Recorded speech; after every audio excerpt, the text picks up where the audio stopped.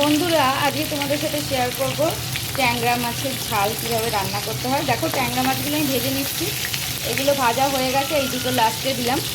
তো ট্যাংরা মাছের সাইজগুলো বেশ সুন্দর, খুব ভালো, আর পেটে ডিমও আছে। তো মাছগুলোকে আমি নুন হলুদ মাখিয়ে 8 ঘন্টা রেখে দেওয়ার পর ভাজছি। তো দেখো, এখানে আমি দুটো বড় বড় পেঁয়াজ নিয়ে নিয়েছি, এগুলোকে আমি চপ করে নেব।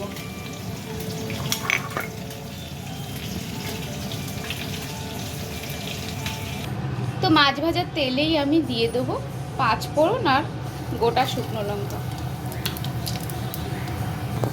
আর দিয়ে দিলাম দুটো তেজপাতা।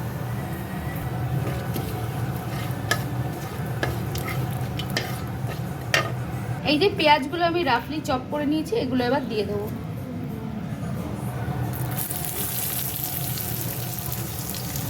আমার গ্যাসের ফ্লেমটা এখন আমি লো টু মিডিয়াম রেখেছি। এবার পেঁয়াজগুলোকে কিন্তু ভালো করে ভাজতে হবে।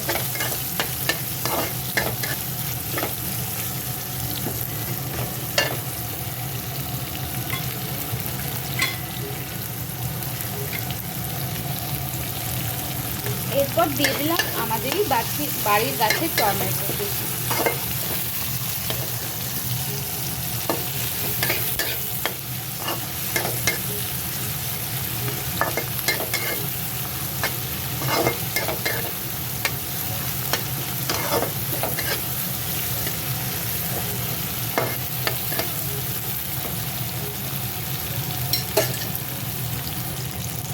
এরপর এই পেঁয়াজ আর টমেটোটা আমি তুলে নেব, তুলে নিয়ে একটু মিক্সিতে পেস্ট করে নেব।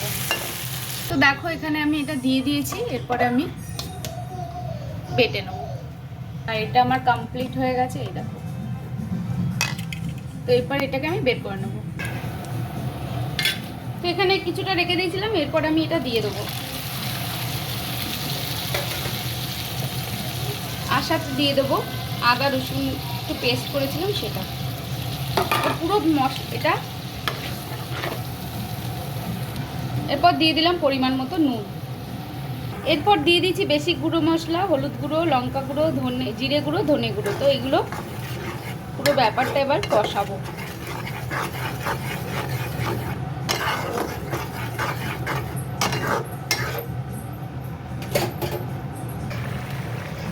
এরপর দিয়ে দেবো আমি একটু ফ্যাটানো টক দই।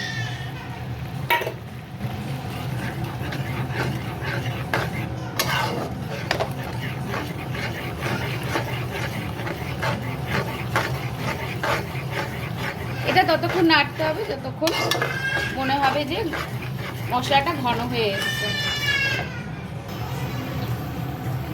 তো এটা ফুটে উঠেছে। এরপর আমি এর মধ্যে মাছগুলোকে দিয়ে দেবো।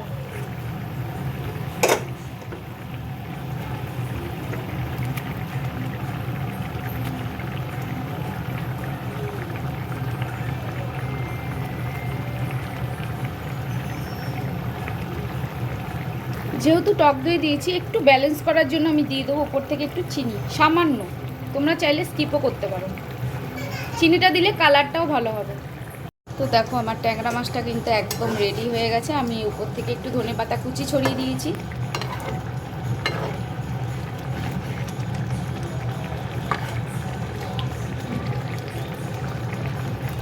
এটা কিছুটা এরকম দেখতে হয়েছে।